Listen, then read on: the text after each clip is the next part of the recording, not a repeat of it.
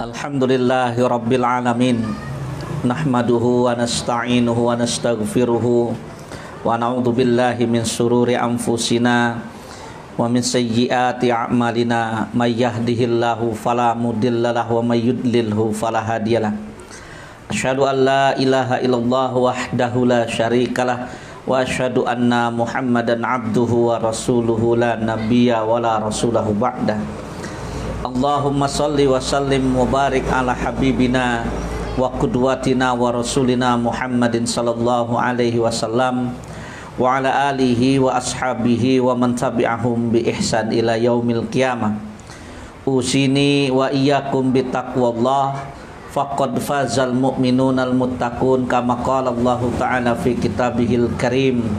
Ba'da a'udzu billahi minasyaitonir rajim. Ya ayyuhalladzina amanu taqullaha haqqa tuqatih wa la tamutunna illa wa antum muslimun.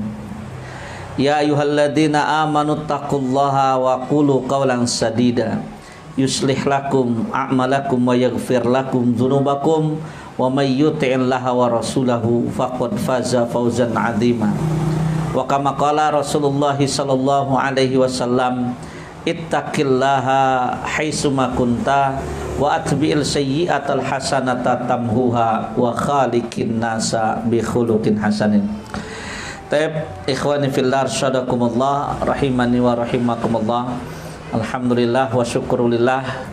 Senantiasa kita bersyukur kepada Allah Subhanahu wa taala.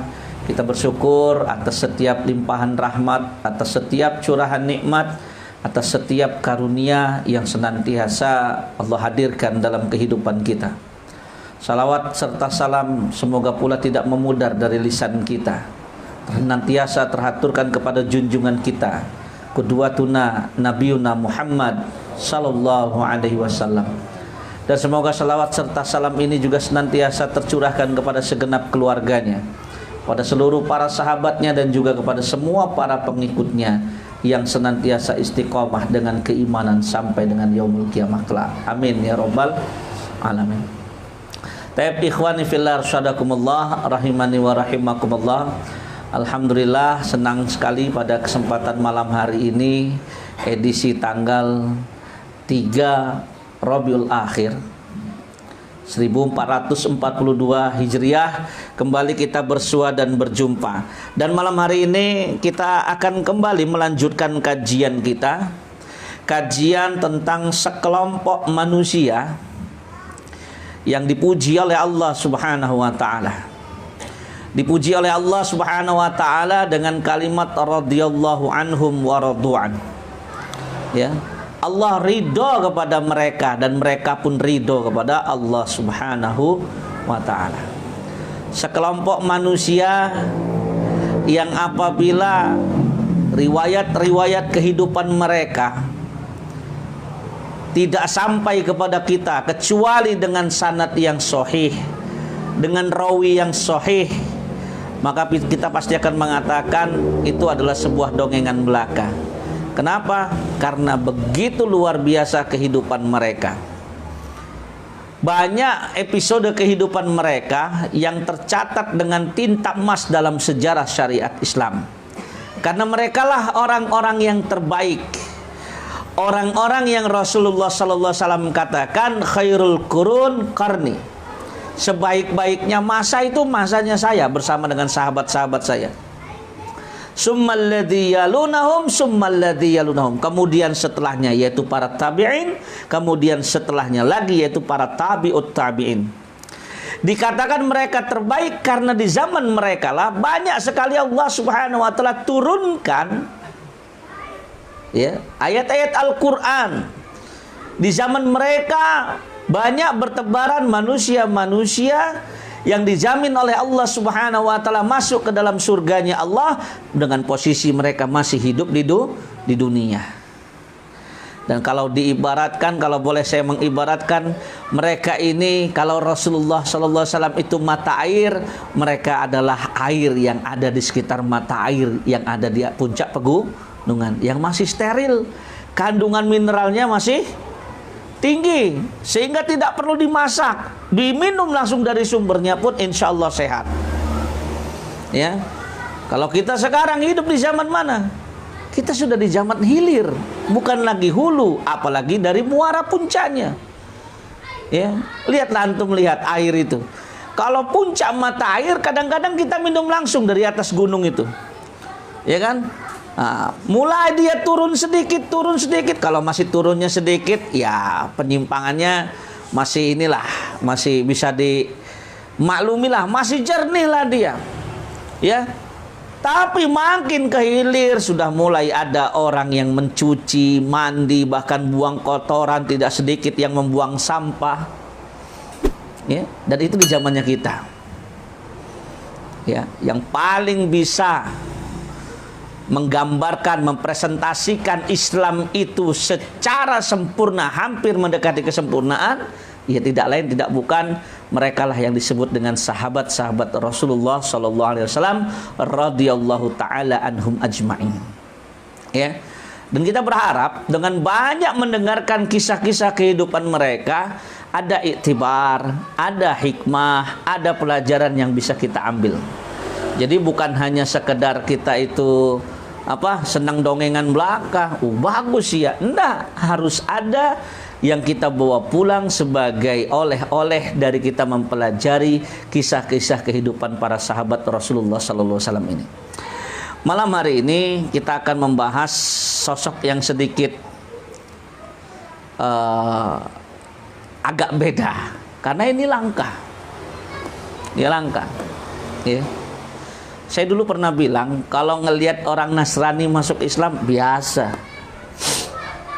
Ya, ngelihat orang Hindu Buddha masuk Islam biasa. Tapi kalau ngelihat orang Yahudi masuk Islam, itu baru luar biasa. Itu baru luar biasa. Ya.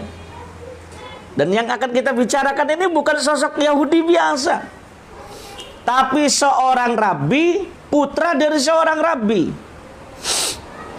Rabi itu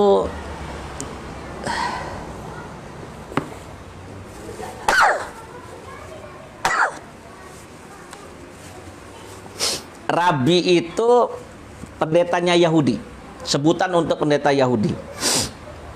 Dan beliau ini seorang pendeta, ulamanya Yahudi, putra dari seorang ulama Yahudi, dan terkenal masyhur dengan kesolihannya, memegang teguh ajaran kitab Taurat.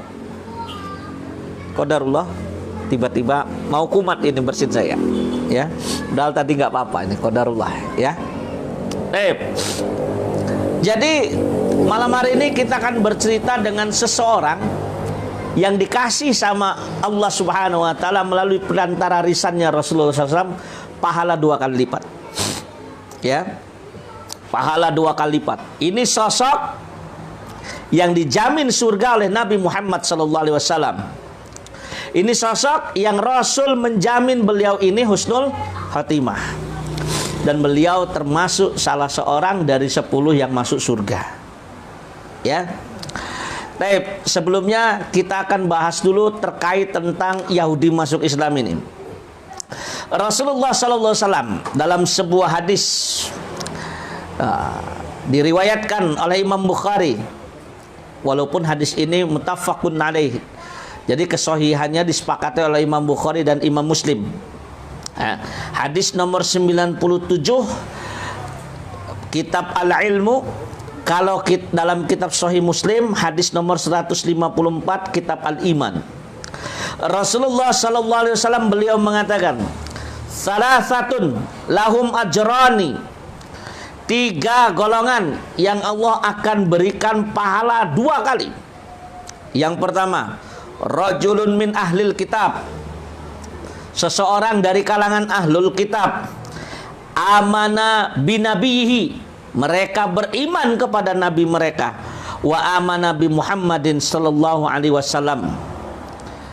Dan sekaligus mereka beriman kepada Nabi Muhammad sallallahu alaihi wasallam. Yang kedua, wal 'abdu mamluku idza adda haqqallah wa haqqa mawalihi. Yang kedua, seorang budak yang menunaikan hak Allah dan hak tuannya. Ya, jadi walaupun dia budak, semua kewajiban dia terhadap Robnya dia tunaikan tanpa melalaikan kewajiban dia kepada tuannya. Kewajiban dia kepada Robnya tidak terlalaikan di sela-sela kewajiban dia terhadap majikannya. Dapat pahala 2 kali nih, karena statusnya dia budak. Ya. Sekarang ada nggak? Nggak ada. Perbudakan sudah dihapus di atas muka bumi. Muncul lagi kapan? Nanti mendekati akhir zaman. Zamannya Imam Mahdi ketika terjadi Mahmalatul Kubra, maka nanti akan terjadi perbudakan kembali. Dan yang terakhir, warajulun kanat indahu amanatun fa'addabaha fa'ahsana ta'dibaha wa 'allamaha fa'ahsana ta'limaha thumma a'taqaha fatazawwajaha falahu ajran.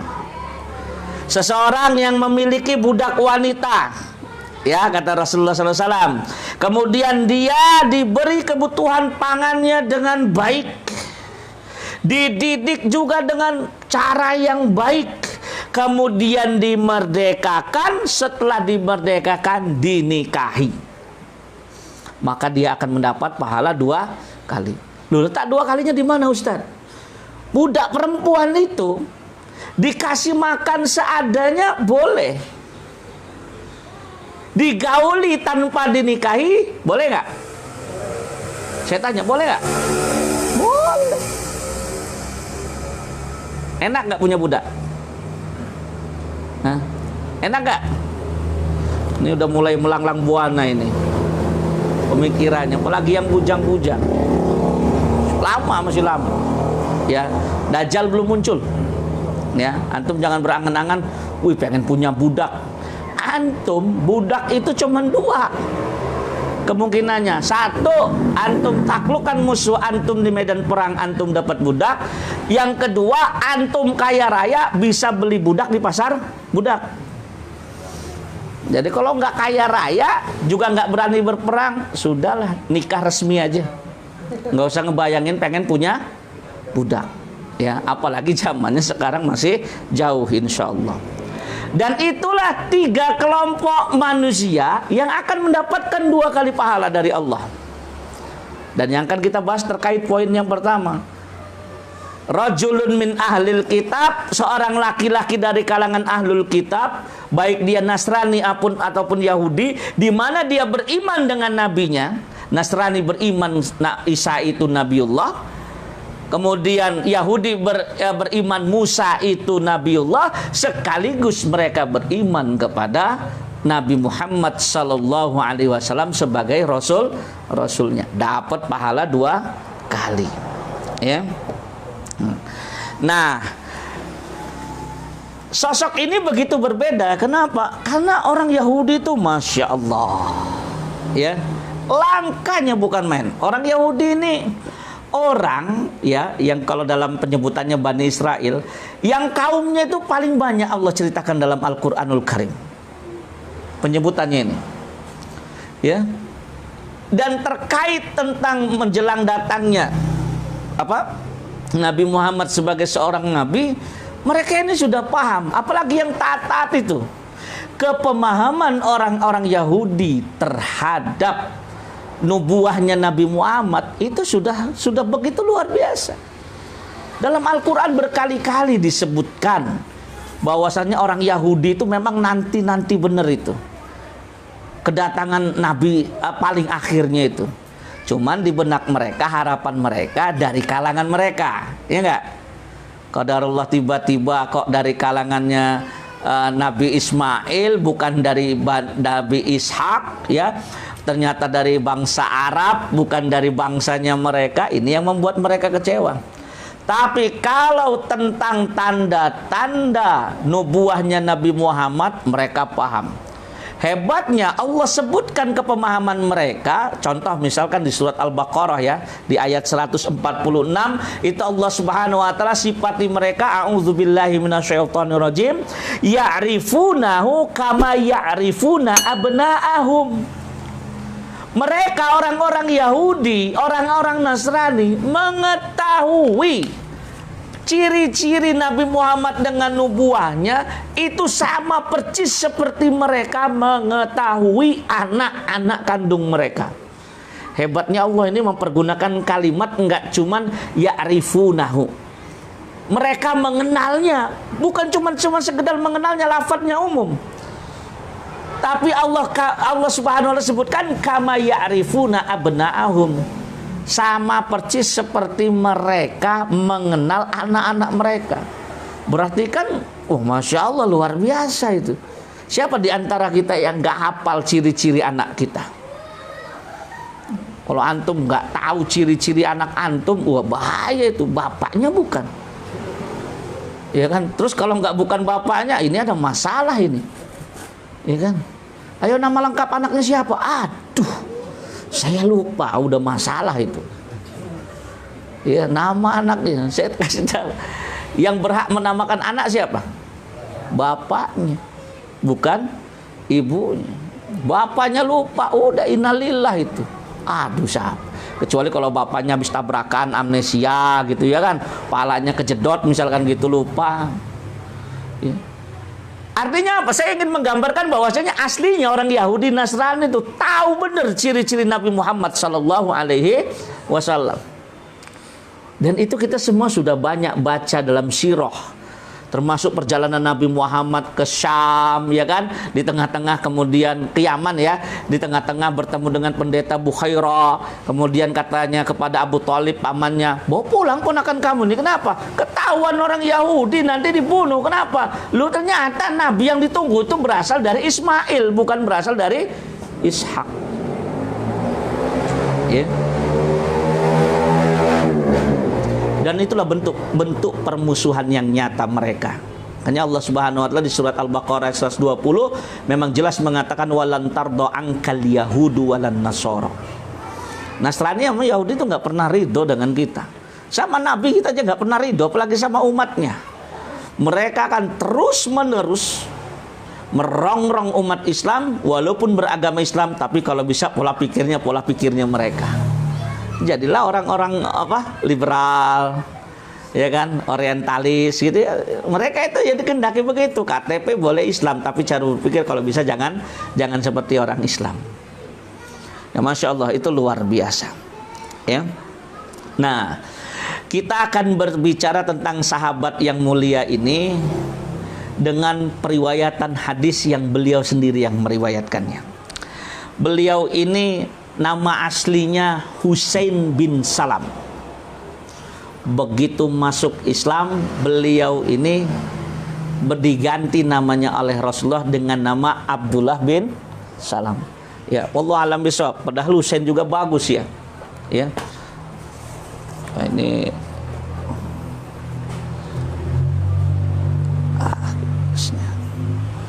ya. Jadi Husain bin Salam ini tinggal di kota Yasrib, Madinah. Saya pernah cerita sama antum, di Madinah itu selain bermukim dua komunitas besar orang Arab, yaitu dari suku Aus dan suku Khazraj, juga bermukim tiga kabilah besar orang Yahudi. Ada Bani Qainuqa, ada Bani Nadir, ada Bani Quraidah. Jadi tiga Bani ini gede-gede, punya benteng-benteng mereka ini. Dan mereka menjalin kerjasama dengan orang-orang Islam pada saat itu. Ya. Disebutkan Husain bin Salam ini dikatakan orang yang paling bertakwa di kalangannya. Dan maka sebabnya beliau disebut sebagai seorang rabi. Rabi itu pendeta. Dan kerabiannya Husain bin Salam ini dipersaksikan oleh umatnya. Ketika ditanyakan siapa Husain bin Salam, dialah Rabi, putra dari Rabi kami, orang yang paling bertakwa, orang yang paling berakhlak, orang yang paling mulia, orang yang paling bagus amal ibadahnya. Persaksian mereka. Ya.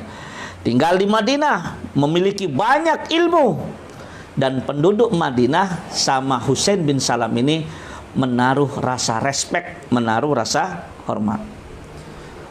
Kenapa beliau dijadikan seorang rabi? Karena notabene beliau itu menguasai kitab Taurat, kitabnya orang-orang Yahudi, ya. Tapi beliau ini yang hanif, tidak terpengaruh dengan keculasan-keculasan yang mayoritas menguasai sifatnya orang-orang Yahudi. Dia ini yang hanifnya lah, yang lurusnya lah, ya.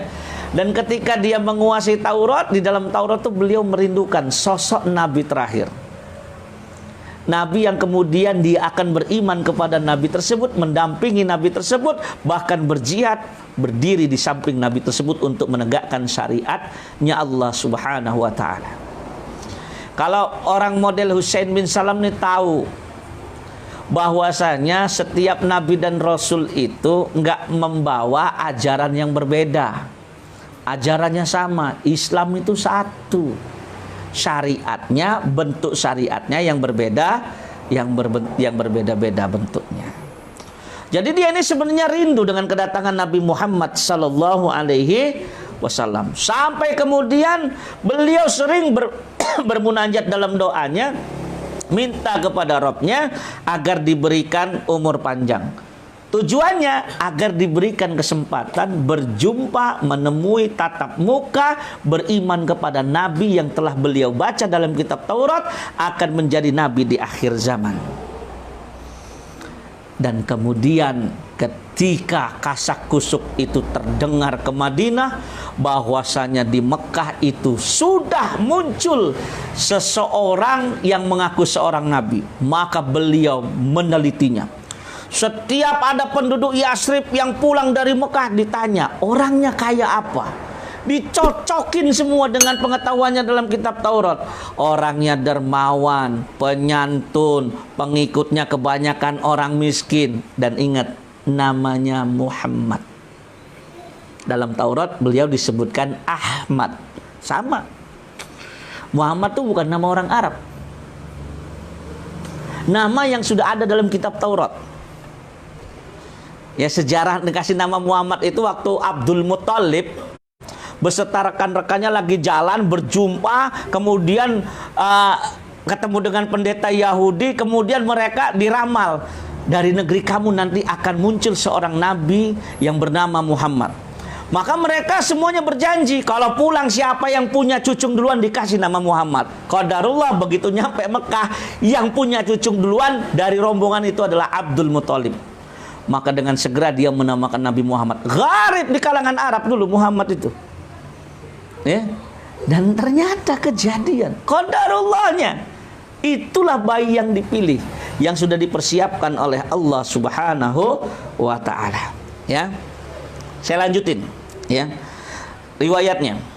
Jadi begitu tahu Nabi Muhammad itu mau berhijrah, ya, mau berhijrah, baru nyampe Kuba itu, beliau itu, wah katanya, ini saya harus ngelihat benar dengan mata kepala sendiri. Begitu Nabi Muhammad dilihat dengan mukanya, maka kemudian beliau pertama kali bertatapan, beliau langsung mengatakan, ini hadis riwayatnya beliau sendiri, ya, aku tahu wajahnya beliau Muhammad itu bukan wajahnya pendusta. Wah, ini orang solih itu begitu. Dari raut wajah itu bisa ngelihat. Kalau kita ini kan raut wajah kita ini kan wajah-wajah yang penuh masalah ini. Ya kan? Ada yang taklim sambil nahan lapar, dak-dikduk, nyium-nyium bau. Apa ini malam ini tak ininya ya, konsumsinya ya. Ya. Tenang aja, mie tek-tek udah saya kasih tahu tuh. Lagi dibuat tek-teknya, ya, biar anget disajikannya nanti. Jadi kalau Abdullah bin Salam itu ngelihat Nabi Muhammad tuh pertama itu dari awal dia sudah ngomong, ini bukan wajahnya seorang pendusta, ya. Tambah lagi begitu nyampe Rasul ngomong sama penduduk Madinah, hadis yang pertama kali Rasulullah SAW itu sampaikan kepada mereka diriwayatkan oleh Imam Ahmad dalam musnadnya, Imam Tirmidzi dalam hadis nomor 2487, disahihkan oleh Imam Al-Hakim dalam Mustadraknya, disetujui juga oleh Imam Zahabi. Ini hadisnya antum semua apa rata-rata. Absus salam wa at'imut ta'am wasillatul arham wasallu bil laili wan nasu niyam tadkhulul jannata bis salam. Wah, kata Abdullah bin Salam, wah itu mah ada dalam kitab Taurat katanya. Nabi bersabda kepada penduduk Madinah, ayuhan nas absus salam, wahai manusia, sebarkan salam. Ini kan damai. Sebarkan salam. Watimut ta'am, bagikan makanan, jadilah pribadi yang dermawan. Wasillatul arham, sambunglah tali silaturahim, jangan sering berperang. Wasallu bil laili, salatlah di waktu malam. Wan nasun niyam, pada saat manusia yang lain tidur. Tadkhulul jannata bis salam, maka engkau akan masuk surga dengan selamat. Waduh, bener nih kata Husain bin Salam tadi ya. Ini memang Nabi setinggal terakhir, ya kan? Terakhir apa? Didatengin, diucapkan salam. Begitu Rasul tahu yang di hadapannya ini pendeta Yahudi, Rasul tahu ini pasti mau nguji saya. Kata Abdullah bin Salam, Muhammad, saya akan ajukan kepada kamu 3 pertanyaan. Dalam kitab Taurat 3 pertanyaan ini hanya bisa dijawab oleh seorang nabi. Wah, ya. Pertanyaan pertama, wah, ya. Apa tanda-tanda hari kiamat? Tanda-tanda hari kiamat itu yang pertama. Maka Rasulullah Shallallahu Alaihi Wasallam sebenarnya nggak kayak gitu sih. Saya pisah-pisah ini. Yang benar seperti ini. Saya akan tanyakan kepada kamu tentang 3 perkara, di mana yang bisa jawab hanya seorang nabi. Yang pertama, apa tanda-tanda pertama hari kiamat? Yang kedua, apa makanan pertamanya para penghuni surga? Yang ketiga, bagaimana anak itu bisa mirip bapaknya atau ibunya? Wih, berat semua ini. Kalau nggak nabi nggak bisa jawabnya. Ya. Kemudian Rasulullah SAW mengatakan, alhamdulillah, Jibril baru saja ngasih tahu sama saya jawabannya. Kata siapa? Husain bin Salam ini, Jibril, iya. Oh, kalau Jibril itu musuhnya orang Yahudi. Tuh antum lihat ya, orang Yahudi itu suangking nemen ya. Bukan cuman manusia yang dimusuhin, malaikatnya nggak kelihatannya dimusuhin, nggak tanggung-tanggung. Jibril lagi yang dimusuhin sama dia, pemukanya para malaikat. La haula, antum udah kebayang kan malaikat Jibril aja dimusuhin kan? Betapa wangelnya si Yahudi ini kan? Ya, itu kalau bahasa yang keren tuh, angel, gimana angel katanya. Maka dari zaman dulu saya bilang, ngelihat orang Nasrani masuk Islam itu biasa. Yang susah itu ngelihat ada orang Yahudi masuk Islam. Orang Yahudi itu adil aja, nggak usah masuk Islam, udah bagus. Ya, tuh, ya. Nah, katanya kan, inilah ya, masya Allah, malaikat Jibril jadi musuhin. Taib, dijawab sama Nabi. Jibril mengabarkan kepada saya, tanda awal hari kiamat adalah api yang akan muncul dari timur, akan mengumpulkan manusia ke arah barat. Waduh, betul kata Husain bin Salam ini, benar. Yang kedua, makanan pertama yang akan dimakan oleh penghuni surga. Ayo antum tebak apa? Ada yang udah pernah tahu belum? Hah? Apa tuh sapi yang laki-laki? Salah. Yang benar hati ikan paus. Hati ikan paus. Kata Husain bin Salam katanya. Nah, betul, dalam kitab Taurat disebutkan makanan pertama kali penghuni surga pas baru masuk itu hati ikan paus. Jadi kayaknya kita harus mulai doyan ikan ini ya. Saya ikan doyan, tapi kalau jeroannya saya nggak pernah doyan.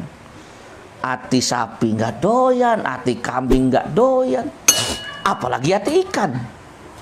Cuma hati ikan paus kayak mana ya? Ada yang udah pernah tahu belum? Belum ya. Ngelihat ikannya aja saya belum pernah ikan paus itu. Baru 2 pertanyaan, maka Abdullah bin Salam yang memang aslinya orang bertakwa langsung mengucapkan asyhadu alla ilaha illallah wa asyhadu anna muhammadan wa asyhadu annaka rasulullah. 3 nanya, 2 dijawab langsung beriman. Ya ini Yahudi langka yang kayak gini. Ya. Tapi akhirnya Nabi Muhammad mengatakan, saya belum menjawab pertanyaan yang ketiga. Ya sudah, yang ketiga apa? Nah, siap-siap nih yang mau punya anak nih. Jadi saya ngomong serius, ini nubuah loh. Sahih hadisnya loh. Bagaimana anak itu lebih mirip bapaknya apa emaknya? Ayo, kayak mana coba? Rasul menggambarkan apabila dicatat air mani suami mendahului air mani perempuan, maka dia akan lebih mirip bapaknya. Tapi kalau air mani perempuan lebih mendahului air mani laki-laki, maka dia akan lebih mirip ibunya, kata Rasulullah. Kata Husain bin Salam, sodakta, benar kamu Muhammad. Kenapa? Itulah yang termaktub dalam kitab Taurat. Ngerti nggak yang ketiga ini? Siapa yang nyampe duluan itu yang bakal dominan. Nah ya itu, atur aja.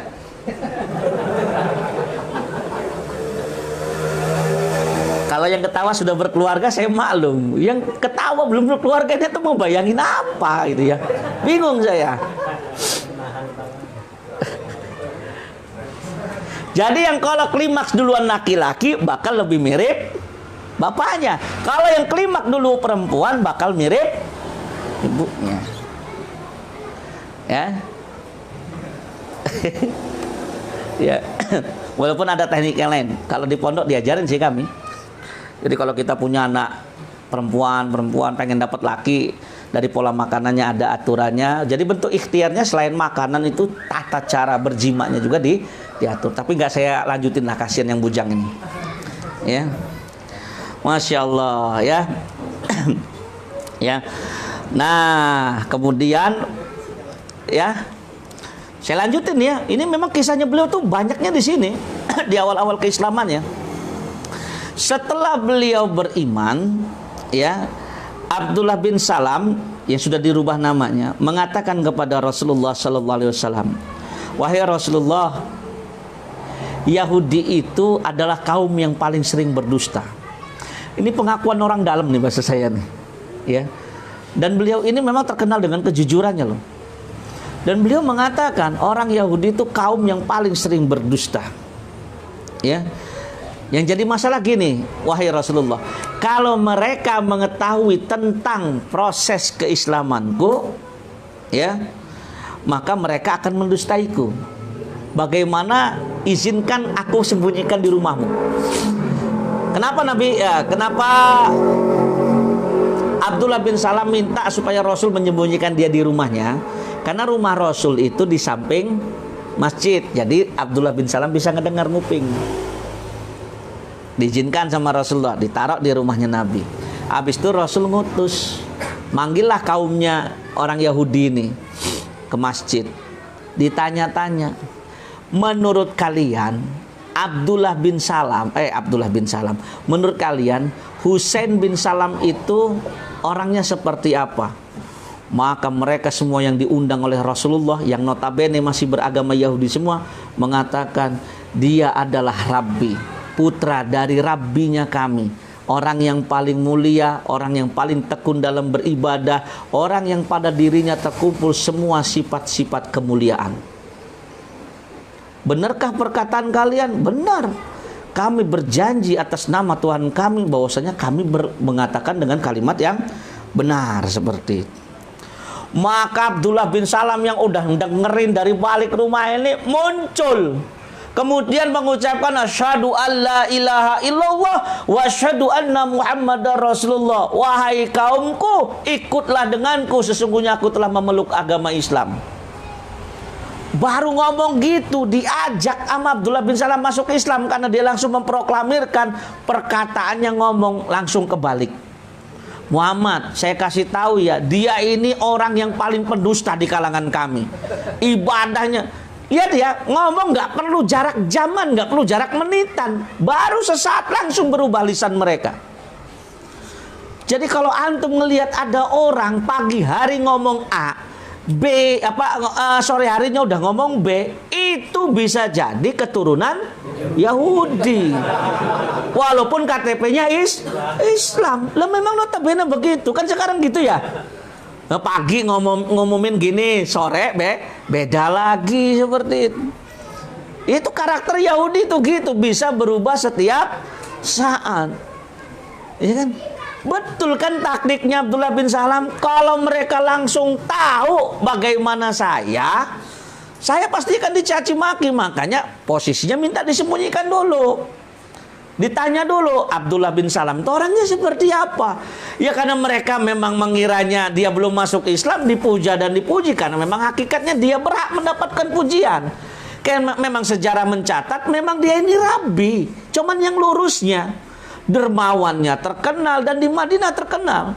Dan beliau bukan cuma terkenal di kalangan orang-orang Yahudi, memang beliau terkenal di kalangan orang-orang Islam. Ya. Lihatlah keculasannya orang-orang Yahudi seperti. Ya. Dan inilah memang kehebatannya seorang Abdullah bin Salam yang cerdas. Yahudi itu memang Bani Israel ya, lebih tepatnya dia. Terkenal cerdas-cerdas. Salah satu bentuk kecerdasannya karena mereka lah satu-satunya kaum yang pernah Allah Subhanahu wa taala anugerahkan makanan surga. Namanya apa? Manna wa salwa. Makanya orang Yahudi itu sedikit tapi nguasain dunia. Yahudi itu sedikit, saya kasih tahu. Sampai sekarang hatta mereka itu mengakuisisi Palestina, jumlah mereka tetap sedikit. Tapi sedikitnya mereka ini Masya Allah luar biasa, menggenggam dunia. Ekonomi dikuasai sama mereka, politik dikuasai sama mereka. Ya, pemimpin-pemimpin negara yang tidak direstui sama mereka habis pokoknya. Ya, itulah luar biasanya. Ya. Nah, Abdullah bin Salam semenjak keislamannya, beliau hidupnya senantiasa selaras dengan Al-Quran dan Sunnah. Sekarang kita akan masuk kepada keutamaan-keutamaan dan jaminan surga bagi Abdullah bin Salam. Ya. Diriwayatkan dari Amr bin Sa'ad bin Abi Waqqas dari bapaknya yang menuturkan. Jadi kata beliau, belum pernah aku mendengar Nabi Muhammad SAW menyebut seorang pun yang masih berjalan di atas muka bumi di mana ia termasuk penghuni surga selain daripada Abdullah bin Salam.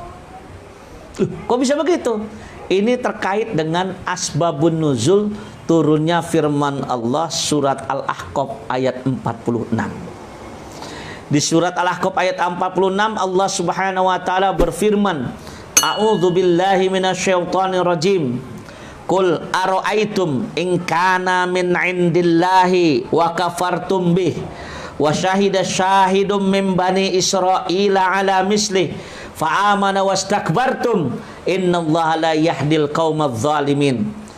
Muhammad, katakanlah, terangkanlah kepadaku bagaimana pendapatmu jika sebenarnya Al-Quran ini datangnya dari Allah dan kamu mengingkarinya, padahal ada seorang saksi dari Bani Israel yang mengakui kebenaran Al-Quran yang serupa dengan yang disebutkan dalam Al-Quran.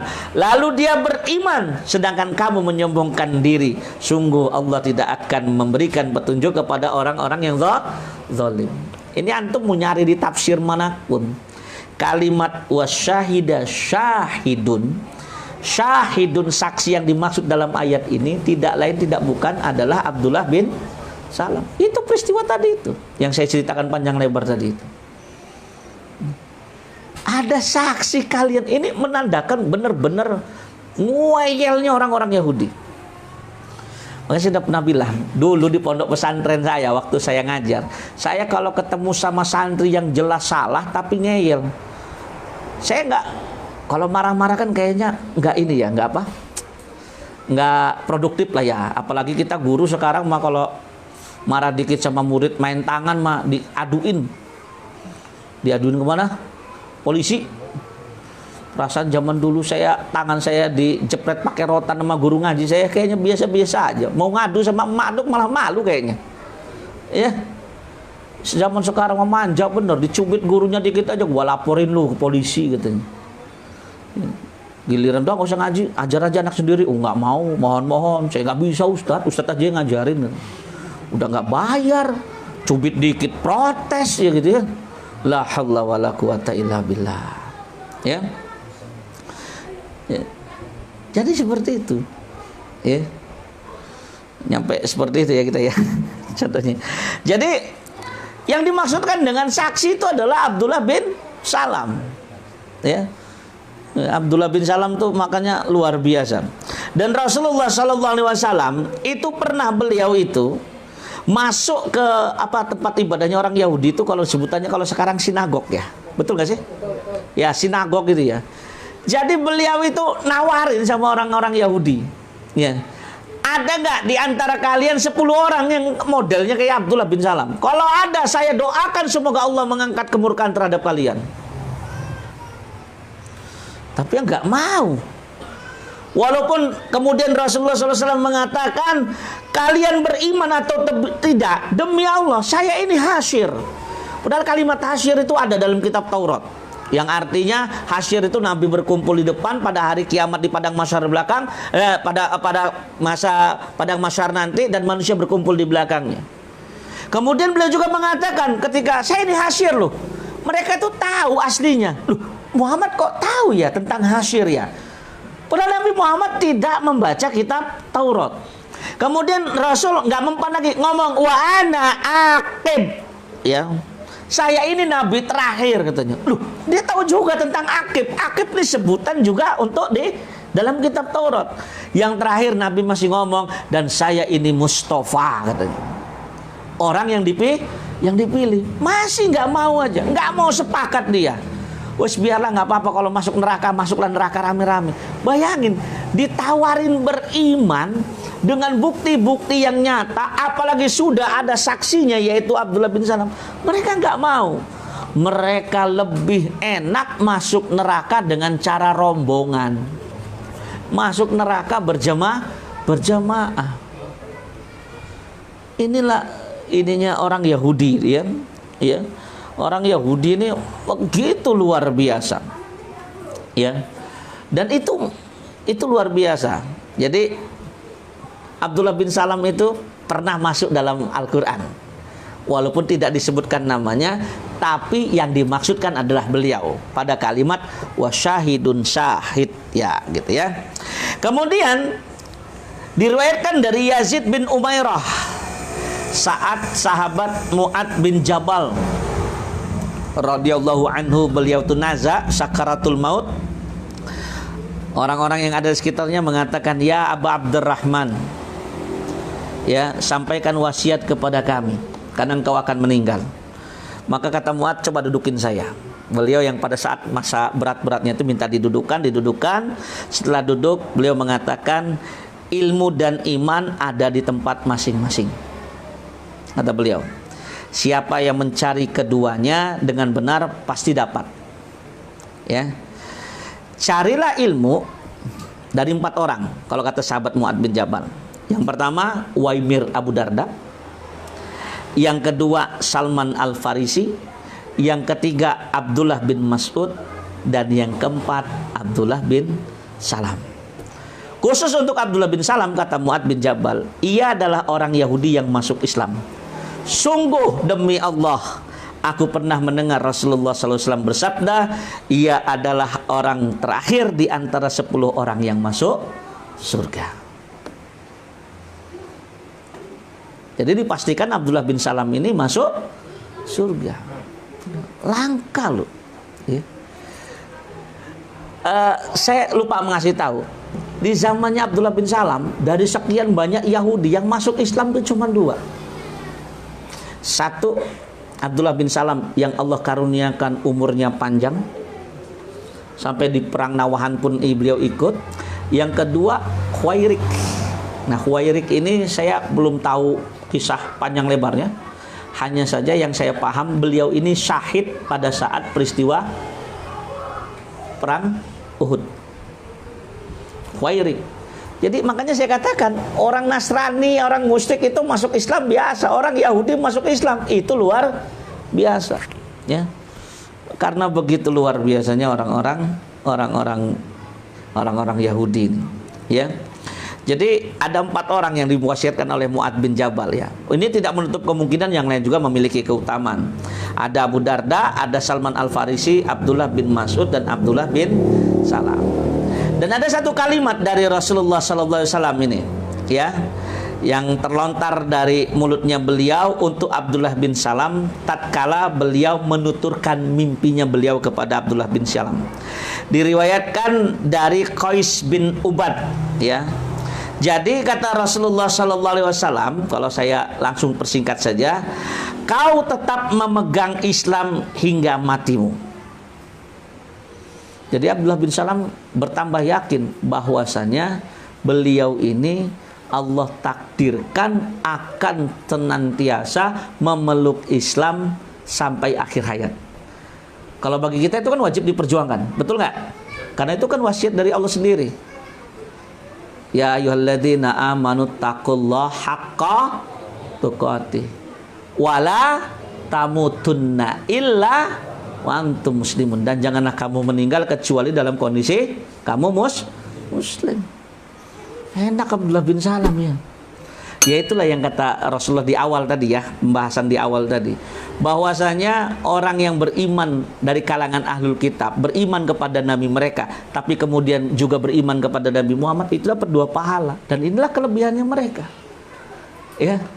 Karena jarang ada orang Yahudi yang mau masuk Islam tuh, memang jarang ada. Begitu luar biasanya, ya. Dan ya saya tetap harus mengatakan bahwasanya Abdullah bin Salam tetaplah seorang sahabat Nabi yang tetap harus kita katakan beliau rajin berjihad di sisi Rasulullah Sallallahu Alaihi Wasallam. Beliau ini termasuk salah satu di antara segelintir kecil, sekelompok kecil para sahabat yang tetap berdiri tegak di perang Hunain, ya. Di perang Hunain. Padahal di perang Hunain itu Rasulullah dan para sahabat itu kan kejebak, ya, di lembah tersebut, ya, di lembah Hunain itu, ya. Kenapa? Karena orang-orang kafir itu sudah terlebih dahulu nyampe di tempat situ dan memasang jebakan di bawah, dan mereka bersembunyi di atas bukit. Pokoknya kaum muslimin itu masuk ranjau aja, ya, begitu masuk ke bawah dihujani. Ya, yang nggak kabur itu, ya, tadi kan pasukannya banyak tuh, sampai 12 ribuan.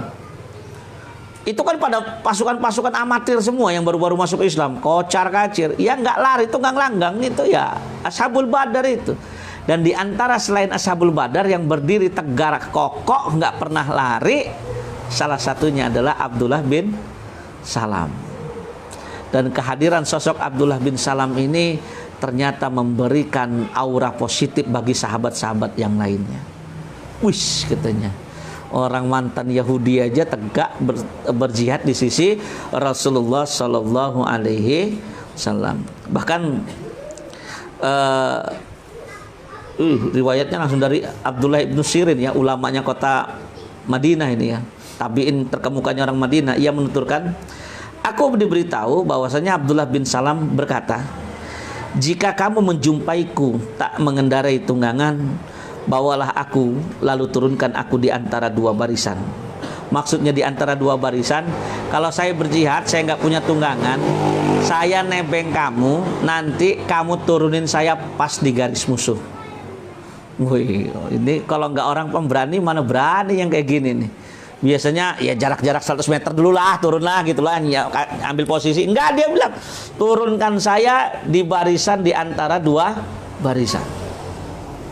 Turunkan saya. Ya, ini kalau bukan pemberani. Dan saya cuma pengen mengingatkan sama antum, kalau di zamannya Rasulullah dan para sahabat susah membedakan mana yang sipil, mana yang askari. Kenapa? Karena semua sahabat Rasulullah itu sipil sekaligus askari. Mereka masyarakat biasa, tapi ketika dikumandangkan jihad, mereka semua berjihad. Harusnya kita sebagai warga negara begitu, warga negara yang siap bela negara. Tapi sayang Indonesia ini tidak menerapkan wajib militer. Makanya yang nggak hobi ikut pramuka nggak ngerti, baris berbaris aja nggak ngerti. Adab kiri, dia balik kanan. Gimana mau perang itu? Kalau Mesir ada ya, ada wajib militer ya. Usia berapa Abdul? Saya wajib militer 19. Oh 19 tahun. 19 tahun wajib militer deh. Ada 2 tahun wajib militer nih. 1 sampai 3 tahun. Iya. Masya Allah.